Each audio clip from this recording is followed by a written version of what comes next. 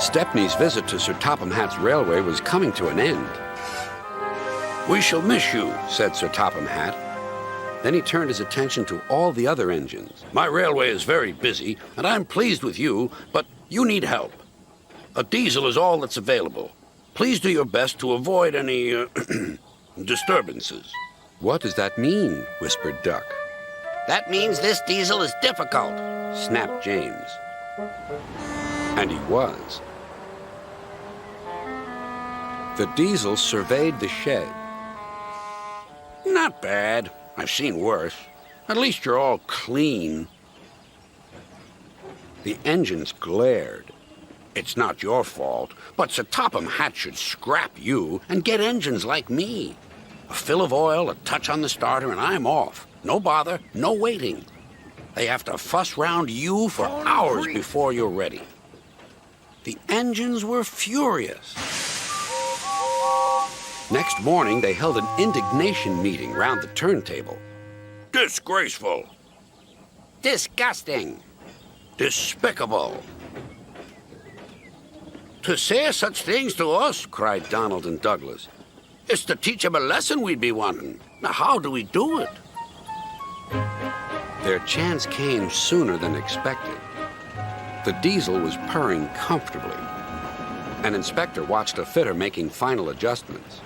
The wind tugged at the inspector's hat. The diesel was ready. "Look at me, Duck and Stepney. Now I'll show you something." He rolled proudly toward his coaches. Then it happened.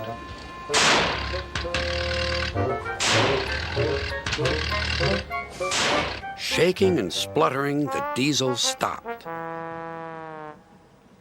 Meanwhile, the inspector was looking for his hat. The diesel seethed with fury as Duck and Stepney pushed him back to the shed. "My hat!" exclaimed the inspector. "You've sucked it through your air intake." "Bother your hat. The heavy train's due out. You'll have to take it, Duck. Stepney, will you help, please?" "Thank you, sir," cried Stepney. "I'd like a good long run on my last day." The engines were soon ready. "Gordon will take over from halfway, so get the train to there. Good luck." "Don't worry," smiled Stepney. "We'll get there, and be early, too."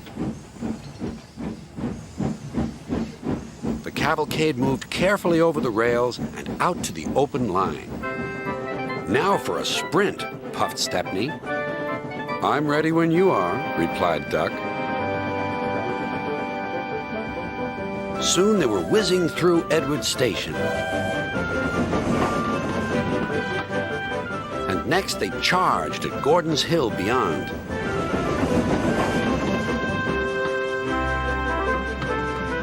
They felt the drag of the heavy coaches here. It was hard work.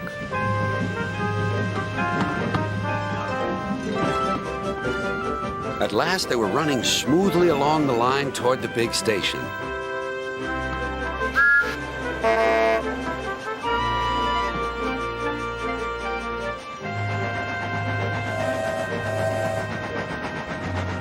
"Hello, you're early," said Gordon. "That's one in the headlamp for old Diesel."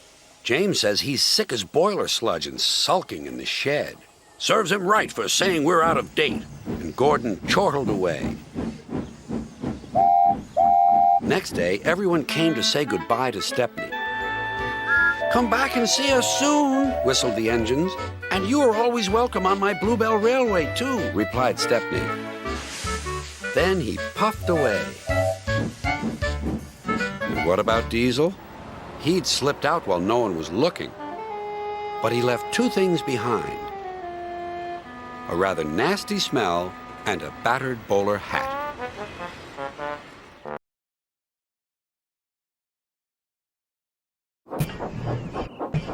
Concrete